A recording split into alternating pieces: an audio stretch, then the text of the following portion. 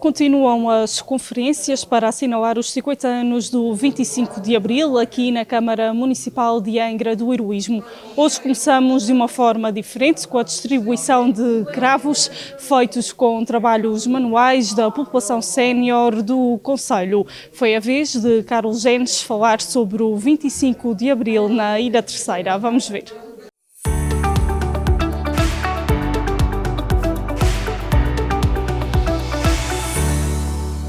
De sala cheia, com o cravo ao peito, celebra-se a liberdade com a esperança de Abril sempre. Continuam as conferências a assinalar os 50 anos do 25 de Abril, trazendo a debate e reflexão temas que interessam sobre esta data e sobre o processo autonómico após o 25 de Abril.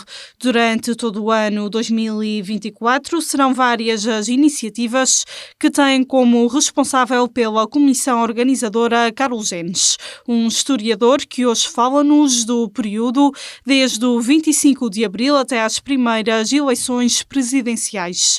Aqui na Ilha Terceira respeitaram as indicações que vinham de fora para acabar com o regime e depois foram criadas muitas organizações e movimentos políticos. As notícias aqui chegavam, portanto iam falando de todas essas evoluções, e os partidos que aqui acabam por surgir são, de certo modo, o prolongamento dos partidos a nível nacional.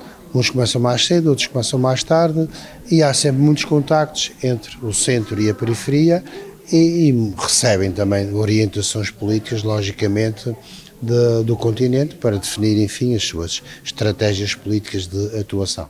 A movimentação nos Açores não foi diferente em relação ao resto do país, embora nos primeiros dias os jornais não tenham dado tanta importância ao assunto. As cidades que têm a dimensão de Angra têm um determinado tipo de movimentação adequado, portanto, à sua realidade. Nós não podemos dizer, estamos mais isolados e por isso não fizemos isto, aquilo ou aquilo outro. Não, não é bem assim. A gente não faz porque, de facto, éramos uma sociedade que não teve preparação política, não tinha empenhamento cívico e, portanto, no Corvo, o que é que aconteceu? Praticamente não acontecia nada. Nas Flores também.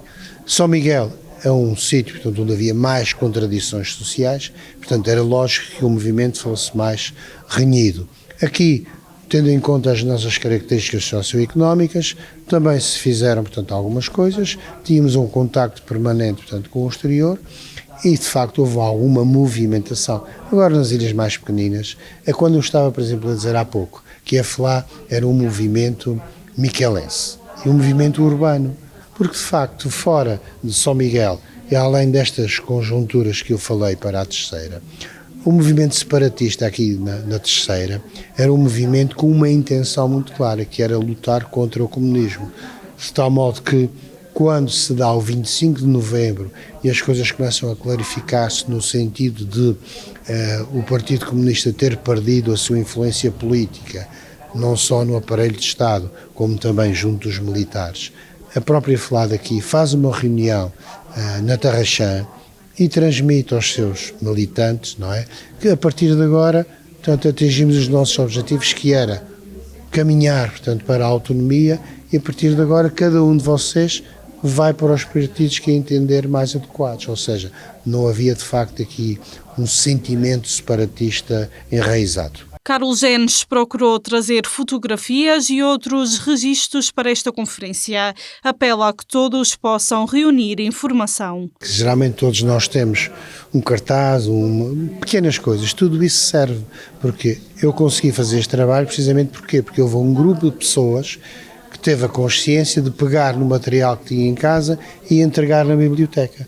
Uns a maior quantidade, outros em menor quantidade, mas a gente depois, quando começa a cruzar, portanto, toda esta documentação, vê perfeitamente que é importantíssimo guardar tudo isso. Portanto, o apelo que devemos fazer constantemente, não só a estes documentos do 25 de Abril, mas a qualquer tipo de documentação, tudo isso deve ser guardado, porque no momento exato há de haver alguém que precise para explicar determinado tema da nossa história. E se hoje estivéssemos a viver o 25 de Abril, como seria? Isto é difícil de adivinhar.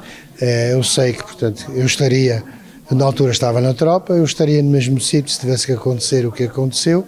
O que virá depois, tudo depende das dinâmicas que se vão criando, porque a conjuntura nacional e internacional é muito diferente da conjuntura daquele tempo, mas eu penso que há uma vontade ainda muito grande, embora as tendências mais recentes sejam para uma evolução num ciclo de direita, mas eu estou convencido que ainda vamos ter forças para defender a democracia durante muitos anos. As democracias não serão eternas, mas de qualquer forma temos que lutar para que elas permaneçam.